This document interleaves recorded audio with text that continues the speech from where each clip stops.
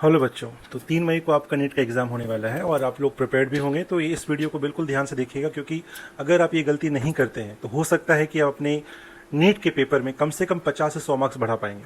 सबसे पहला स्ट्रेटेजी क्या है? देखो, जो बच्चा टॉप करता है या जो बच्चा टॉपर होता है, वो इसलिए नहीं कि उसको बहुत कुछ आता है, वो इसलिए टॉपर बनता है क्योंकि वो उस पैनिक वाले माहौल में, प्रेशर में भी वो रिकॉल कर पाता है। तो आप कितना अंडर प्रेशर रिकॉल कर पाते हैं वो बहुत इंपॉर्टेंट है। दूसरी चीज़, सब्जेक्ट का जो रूल होता है, सबसे पहले आप ऑब्वियसली बायो करेंगे, फिर केमिस्ट्री, फिर फिजिक्स। बायो में क्या किस बातों का ध्यान रखना है?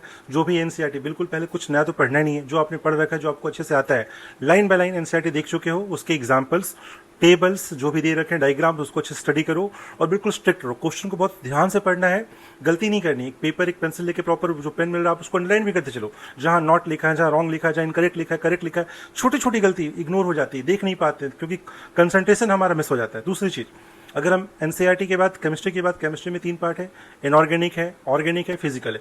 इनऑर्गेनिक में आपको स्ट्रिक्टली एनसीईआरटी फॉलो करना है, आपने ऑलरेडी रख रखा है, उसको रिवाइज करो। केमिस्ट्री में ऑर्गेनिक वाला जो पार्ट है, सिर्फ जो केमिकल रिएक्शंस, उसको अच्छे से रिवाइज करो। नोट्स आपके पास रिवीजन करो, क्योंकि बहुत कम टाइम बचा है। You don't have any more time to see the new topics. और फिजिकल में फिजिकल का फॉर्मूला बिल्कुल याद होना चाहिए। सेम चीज फिजिक्स में भी रहेगा। फिजिक्स में सारे फॉर्मूले टिप ऑफ द टंग में होने चाहिए, याद रहने चाहिए, आपको याद ना करना पड़े। सिर्फ फॉर्मूला बुक लो, रिवाइज करो अच्छे से बैठ के। चौथी चीज जो हमारे पास आती है, ओएमआर। ओएमआर का क्या होना चाहिए? तो एक चीज ध्यान रखना है कि ओएमआर के पास हम बहुत सही से ध्यान रखना है, क्योंकि फिजिकल फॉर्म है, आपको हर 10 क्वेश्चन 15 क्वेश्चन करने के बाद फिल करना है। ये नहीं कि पूरा कर लेंगे और बाद में, क्योंकि एक भी गलती करोगे ना -5 मार्क्स मिलेगा।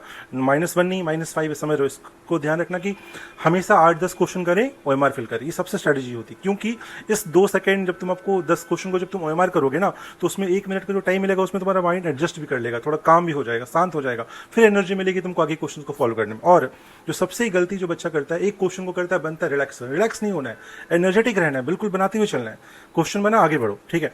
तो बिल्कुल आपको ये समझा दिया मैंने, ध्यान रखना है। और एक चीज सबसे इंपॉर्टेंट, एग्जाम का पेपर अगर डिफिकल्ट लग रहा है, पेपर आपको लग रहा है कि नहीं डिफिकल्ट है, तो डिफिकल्ट सिर्फ आपके लिए नहीं है, सबके लिए है। और ये बच्चा जो समझ लेगा ना इस चीज को कि हाँ पेपर सबके लिए डिफिकल्ट, वही निकल पाता है। तो उस प्रेशर में अपने आप को बिल्कुल पॉजिटिव रखेगा, नेगेटिव नहीं होने देना है।